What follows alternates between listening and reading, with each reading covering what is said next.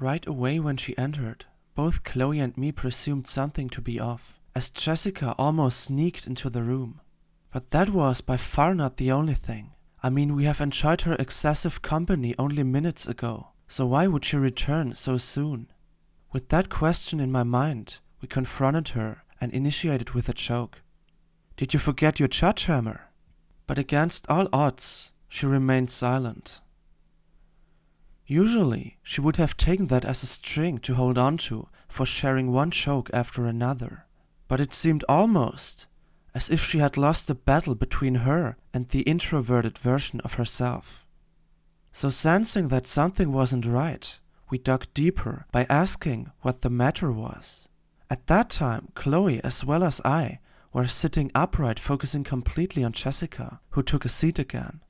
"Come on, what's burdening you?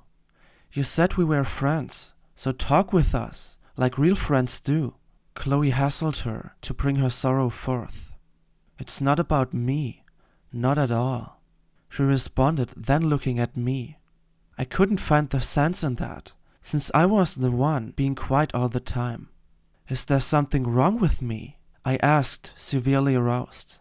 "Not really, but that's the point."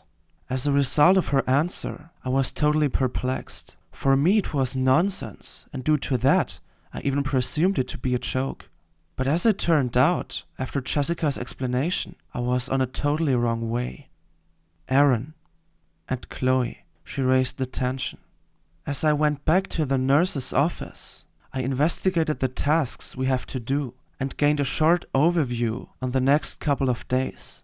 You have to know, on this sheet of paper are usually names and actions noted, similar to when your bandage has been removed.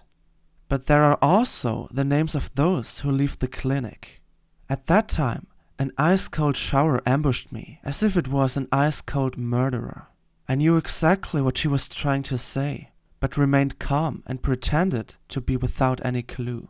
After she explained further and gave more hints as to how we had to interpret that, I noticed Chloe's eyebrows sharpening, indicating that she understood Jessica. I saw myself in stalemate and threw my hope regarding a simple misunderstanding overboard. Monoverbally, I interrupted Jessica, struggling for words.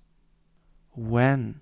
As a consequence, a pause emerged, while everyone somehow stared at everyone. Only then, after further efforts, Jessica brought forth the answer I wanted to hear, or rather, didn't want to hear at all. "The day after tomorrow." Then again, silence. The day after tomorrow. That reminded me of that disaster movie where the Ice Age returns. And that thought, applied to the ice-cold shivers, indicated perfectly how I felt. Neither of us really wanted to comment that, as we saw our new arranged friendship in danger. And I was primarily afraid because of Chloe. Nothing against Jessica, she had become also a very good friend of mine. But Chloe, I saw so much more in her. And my fear was originating from the apprehension to let her go. When someone you like or someone you love leaves, it can be devastating. I'm not talking about the death of that person, rather about the mere contact breakdown. And the more you feel him or her, the more it hurts, disregarding how long you have seen each other. When my grandpa died a couple of years ago, all family members struggled heavily, although we kind of saw it coming. When a person gets weaker and weaker, and you can't do anything about it, that hurts. But when it happens, you have to get along with it and accept it, as difficult as it may sound. And that acceptance was completely missing in that moment when I compared my grandfather with Chloe. Although my grandfather was part of my family and Chloe was not, I would grieve about her equally when I had to say goodbye for good. I wasn't able to accept that we said goodbye 2 days later and proceeded with our lives as if nothing happened. Because the crucial difference was that my grandfather was very weak. He was ill, and as I said, his time had come. But in Chloe's and my case, or alternatively in ours, we had so much time left. We were in the prime of life. When we both left here, Not one this way and one that. Then we had chances. And further, we had a choice, unlike grandfather, whose death was inevitable. So when Chloe and I spoke out for staying together, what could contain us?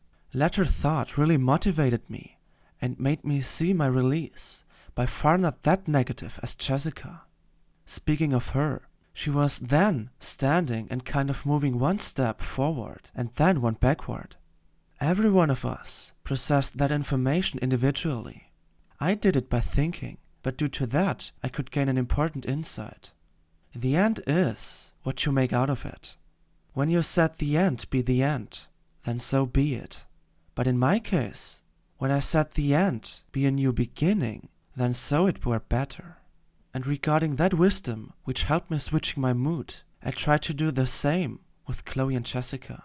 Both were fairly down due to the announcement of my leave. And as I saw that, I didn't have a choice except spreading an impulse. Look, only because I'm leaving doesn't mean that I'm forever gone. I can still return, not as patient, but as friend. As long as I come over during the normal visiting time, no one can stop me from doing so. Apparently, it seemed to work, at least in terms of Chloe. She smiled at least, whereas Jessica still saw the worst. I'm not the one assessing others as strange, but there was something in Jessica's behavior that didn't make sense, that was kind of exaggerated. I mean, she almost started to cry. And Chloe, with whom I had a much thicker bond, was convinced by my optimism right away. Jessica remained further minutes in the same pose, consisting of walking and thinking and grieving, before she surmounted herself to do something more prolific. She appeared to have forgotten that she was still in her shift. That is not meant to sound accusing, but I solely want to express that she had something on her mind which wasn't comprehensible for me. We had so much less company with each other to create such an intense bond compared to the one between Chloe and me. After all, a tree with no roots falls down very easily, and we just had no time to grow roots. That's the simple analogy. Anyway, with her depressed, at the end of my shift I returned once more. She informed us about her departure and left us eventually, so that Chloe and I were alone. I used that occasion to ask her about Jessica's presumed inappropriate behavior.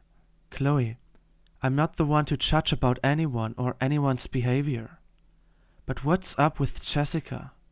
I mean, she acted as if the world was about to end. But as I said, it's not necessarily the end for our friendship. During my justification, I saw her only nodding, and when I spoke about our friendship, she looked at me to say later, "You'd really come back and visit us. Visit me." I don't want to say that based on too much emotion, but there is only one reason leading me away from here, whereas there are about 1,000 guiding me back to this room. Chloe as well as I had to think about it, as we both set up eye contact without saying anything. On one side, I had to reconsider what I said right before. That was a sentence which was by far not usual for me. Something so deep and emotional couldn't emerge solely from my intellect or mind. There was something else bringing up those words, to which some may refer to as heart or soul. Sure, I said it because of the impulse, but also because it was the most true thing I've brought up for a very long time. As a consequence, she only stared at me, that time not even smiling, but instead exhaling deeply. Without engaging in my sentence, she spoke. "Aaron, can you do me a favor?" "Yeah, for sure. What's that favor?" I said in expectation. I mean, it's not a typical favor you would expect, for example, when you want somebody to lend you a hand. It's rather... This time, with changed perspectives, I was the one who interrupted that fishing for the actual point. "Chloe, just bring it up, whatever it is." I observed her exhaling once more before she mentioned. Then, "Can we spend the time left together?" With pure honesty, as she came to the point, I felt the shivers dancing down my spine. because it was something I also longed for deep down.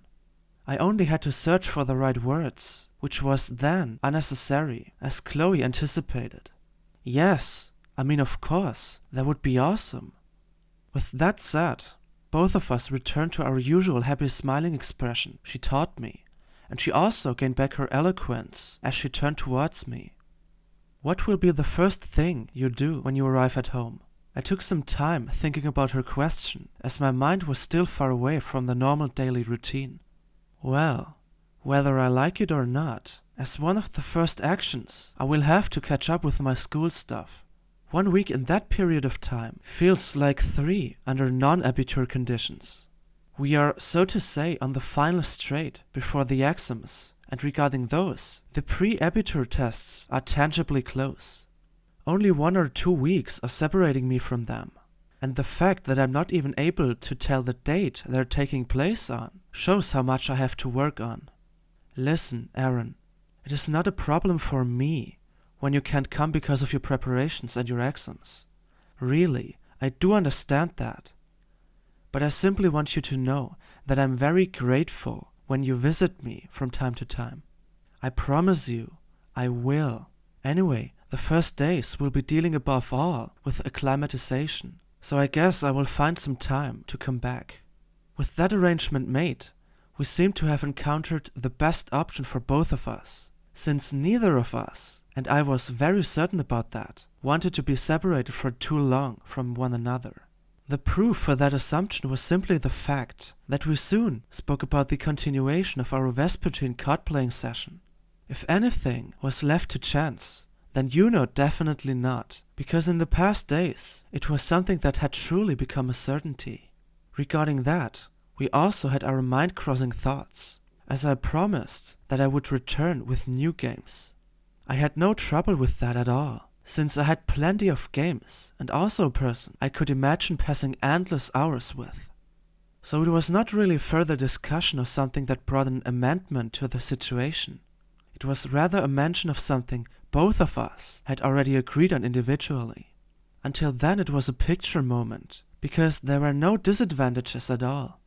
My deepest fear was clearly denied, as it turned out that Chloe and I were against that contact breakdown. Sure, I had a lot to focus on above all regarding school, because my intention was not by any means making an extra lap. The other way around, I had fueled that motivation which brought me to the limits of myself. There was not one worry or fear thought inside me referring to failing at those exams due to temporal issues. Summing all that up, I was once more able to call the reason for that by its name, by her name. And that was more or less the main conversion compared to my pre-accidental life. I concluded that I would return into a mundane surrounding as a whole another person with an entirely new faith, even if it wasn't to be understood religiously, like I was converted by Chloe.